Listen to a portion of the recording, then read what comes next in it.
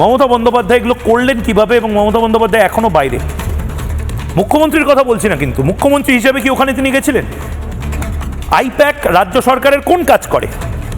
আইপ্যাকের প্রতীক জৈন রাজ্য সরকারের কোন পোস্টে আছে? উনি তো গেছিলেন তৃণমূল কংগ্রেস নেত্রী হিসেবে, মানে একজন প্রাইভেট সিটিজেন হিসেবে তিনি গেছিলেন।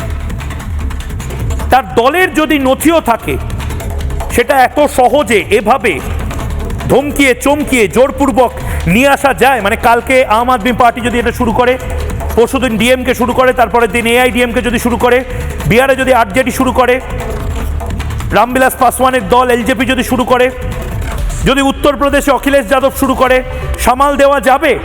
আমি ভারত রাষ্ট্র যারা চালাচ্ছে, যারা কেন্দ্রীয় সরকারের এজেন্সিগুলোতে আছে, যারা যারা কমিশনার লেভেলের অফিসার, তাদেরকে প্রশ্ন করছি, এবং আমি মমতা বন্দ্যোপাধ্যায়কে প্রশ্ন করছি। মমতা বন্দ্যোপাধ্যায় মাননীয় মুখ্যমন্ত্রী শুধু নন, আপনি তৃণমূল কংগ্রেস নেত্রী। আপনি এগুলো কি করে করলেন? এগুলো মানুষের প্রশ্ন, এগুলোর জবাব বাংলার মানুষ চায়। মিনমিনে মিডিয়া এই প্রশ্নগুলো করবে না। অনুমতি ছাড়া কিভাবে নথি নিয়ে গেলেন মমতা বন্দ্যোপাধ্যায়, জবাব চায় বাংলা। শুধুই দলীয় নথি না, কয়লা মামলার নথিও নিয়ে গেছেন মমতা বন্দ্যোপাধ্যায়। মাননীয় মুখ্যমন্ত্রী, রিপাবলিককে এই প্রশ্নের উত্তরগুলো দিন।